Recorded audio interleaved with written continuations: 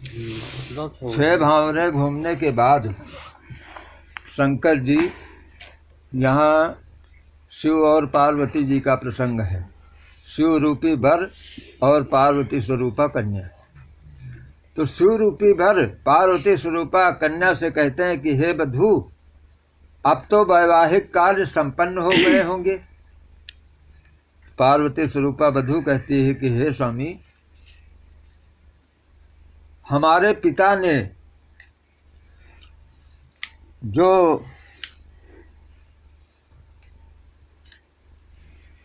हवन किया अग्नि के लाजा होम से, उससे अग्निदेव प्रसन्न हुई। और अभी 6 भावरे के घूमने के बाद भी अभी मैं अपने पिता की कुंवारी हूँ, जब तक बाम अंग नहीं जाती। तो शिव रूपी वर आग्रह करते हैं कि हे बधू, अब तुम बाम अंग आ जाओ। तो पार्वती स्वरूपा कन्या कहती, नहीं प्रभु, मेरे कुछ वचन हैं, वो आप स्वीकार करें तो मैं आपके बाम अंग आऊं। तो वचन, तीर्थ व्रत यज्ञ उद्यापन आदि जितने भी शुभ कर्म करें आप, मेरे साथ करें तो मैं आपके बाम अंग आऊं। ये पहला वचन। दूसरा वचन मांगती है कि देवताओं को हव्य से, जो अब हवन की इनका, देवताओं को हव्य से और पितरों को कव्य से, पितर पिंडा खीर के पारिजात, इनको अगर आप संतुष्ट रखें तो मैं आपके बाम अंग आऊं। तीसरा वचन मांगती है कि यदि आप अपने बूढ़े माता पिता की भली भांति सेवा करें और गाय भैंस जो जानवर रखें उनकी भली भांति से इमदाद करें तो मैं आपके बाम अंग आऊं। आजकल तो कहते हैं जब ते बहुरिया आ गए तब ते घर चौपट कहते है ना, मगर ऐसा नहीं। बहुरिया जो बिटिया जो है अपने आदमी से वचन मांगी रही।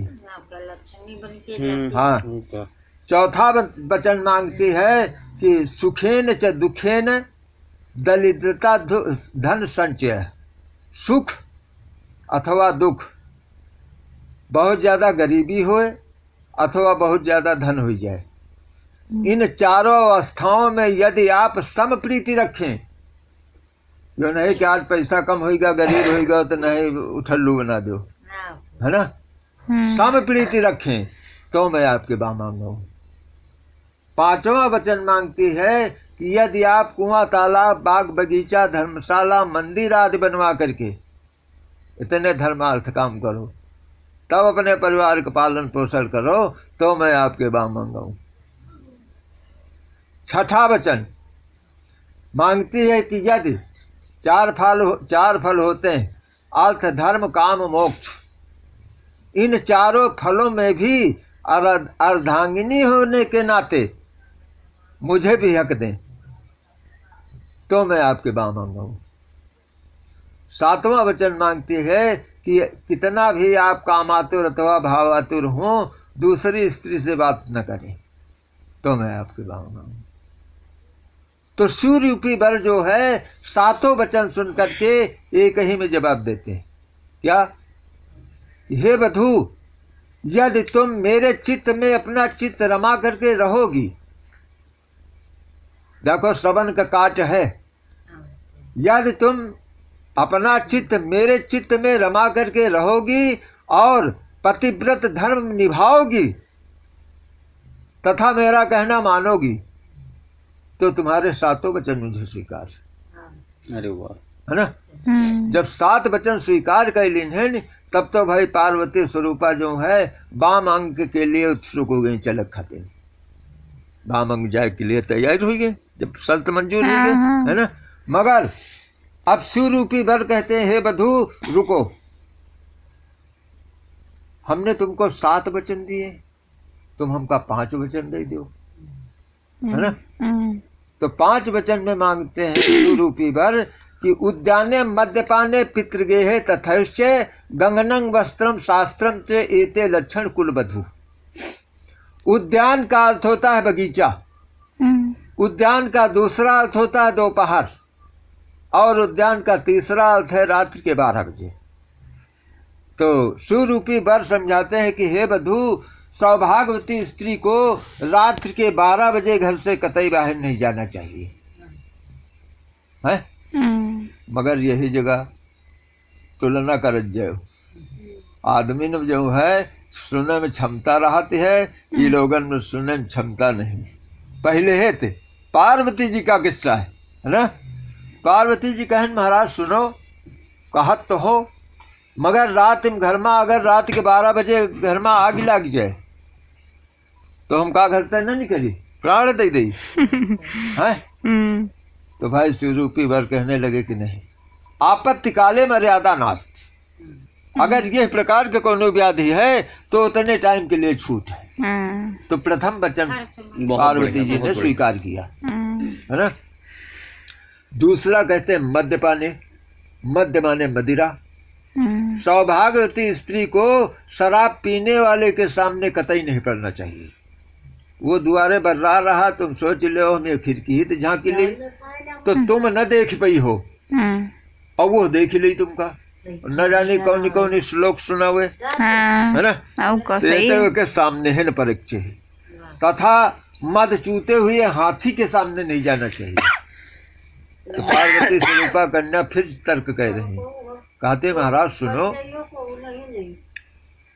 गणेश चौथ का हाथी का मस्तक पूंजा जाता, तो कहा महाराज पूंजा पाठ बंद करा दे हो है। तो शिवरूपी वर कहते हैं नहीं वधू, उतने टाइम के लिए छूट है, पूंजा का हो उतने टाइम को छूट है। तो दूसरा वचन स्वीकार के लिए। तीसरा वचन कहते हैं कि सौभाग्यवती स्त्री को बगैर अपने पति के आदेश अपने मायके भी नहीं जाना चाहिए है ना। सती जी का प्रसंग, लेकिन वो मानते नहीं को, मगर जाना नहीं चाहिए है ना। वैसे 4 जगह के जो है तो हमारा दिन है रामायण में कि यद्यपि मित्र गुरु पितु प्रभु गेहा, मित्र के पास, पुत्र के पिता के पास, गुरु का शिष्य के पास, और जहाँ राम कथा हो तो हो भगवान की चर्चा तहाँ भी ना बुलाया जाए है ना। मगर वह दूसर फिर जोड़ दिन है नी, इतना सब कुछ छूट हो तो है, मगर कहें तदापि अगर विरोध कोई होई तो चाह तहाँ गए कल्याण न हुई। इतने सब छूट है, जानते हो पिताजी के पास जा रहे हो, सोचत कोनो बवाल हो जाए तो फिर न जाओ। और वास्तविक सती जी का प्रसंग है, यो सती जी नहीं मानन है शिव जी का, वो कहा तो प्राण बाजी लगा देख पर है ना। तो कहन महाराज कहा तो ठीक हो, मगर जब घर में भतीजा होता है तब या बहन जो है भैया द्विज के या रक्षा बंधन के जब भतीज हो तो बिना बुलाए जात। तो कहन हमारा का यह सब छोटा वादे हो, तो कहन नहीं जाग चाहिए, मगर यह ससुराल पक्ष वालों से किसी प्रकार का द्वेष अथवा टेंशन न हो। हमा तुम्हारा तो आवाजाही और बलौआचारी और सब कुछ बंद, तुम तो कहते हो हम तब जाब पैद आपकी यहाँ, तुम जाओ चाहे न जाओ। तो वह सती जी का प्रसंग तो है, कतई नहीं जाग चाहिए, आदेश लेके जाग चाहिए। तो भाई यहाँ चौथा वचन स्वीकार क्यों नहीं। पांचवा कहते हैं कि सौभाग्य, यहाँ तीसरा है। चौथा कहते हैं कि सौभाग्यवती स्त्री को हमेशा अपने ही आदमी की तारीफ करना चाहिए, दूसरे की नहीं। पार्वती स्वरूपा फिर तर्क कही गई कन्या, कहन महाराज सुनो, जब कथावाचक व्यास गद्दी पर बैठ करके तरह तरह के प्रवचन करता है तो स्त्री पुरुष सभी उसकी तारीफ करते हैं। भाई पंडित जी बहुत बढ़िया कथा कहा है। तो कहन महाराज का योम कलम को है, तारीफ करें। कहन नहीं, पंडित जी जब तक व्यास गद्दी पर बैठी आओ, व्यास गद्दी ही आए है ना। आज जो है हमारे सामने काल की आ जाए, कतई न महोदय हम के गुरु हैं, मगर यह की बात जब मिले तो कहते हैं वही पंडित जी तो वही। ऐसा नहीं, जब तक ये व्यास गद्दी पर बैठी हैं तब तक महत्व है। तो कहन भाई व्यास गद्दी जब तक आचार्य जी हैं तब तक कोई तारीफ के योग्य है, वह की बात भी नहीं। हाँ बिल्कुल सही। यह वचन माने। पांचों वचन मांगती हैं कि अपना आदमी चाहे जितने फटे लट्टे कपड़े पहने हो और दूसरा अच्छे अच्छे कपड़ा और अच्छे अच्छे आभूषण सुसज्जित है, फिर वो अपने एक तारीफ करो। तो पार्वती स्वरूपा कन्या कहती है कि सुनो महाराज, जिस समय वर वधू को ब्याहने के लिए आता है तो स्त्री पुरुष सभी उसकी तारीफ करते हैं, भाई लड़का बहुत बढ़िया है, जोड़ी बहुत बढ़िया है, लड़का सबको कहा था ना जोड़ी बहुत बढ़िया है। तो कहन महाराज का यहुन काहे चाहिए, कहने काहे चाहिए। लड़के के सर पर जब तक मौर या पगड़ी विराजमान है इसमें विष्णु भगवान का वास है, विष्णु भगवान की तारीफ है। अथवा यह की बात जब बच्चा दूसरे दे तीसरे दे यही है तो कहा यो सम्मान रही जो आज कोग नहीं रहा है ना। तो इनकी तारीफ करना कोई वर्जित नहीं। तो पांचों वचन स्वीकार कर लेने। पार्वती जी कहते हैं कि एते लक्षण कुल वधू, यही अच्छी कुल वधुओं के लक्षण हैं। और इनमें जो है भाई दोनों जने एक दूसरे के वचन स्वीकार करो। इनके 7 वचन आपको स्वीकार है, आप इनके 5 स्वीकार करो। ठीक, दोनों जने खड़े हो जाओ।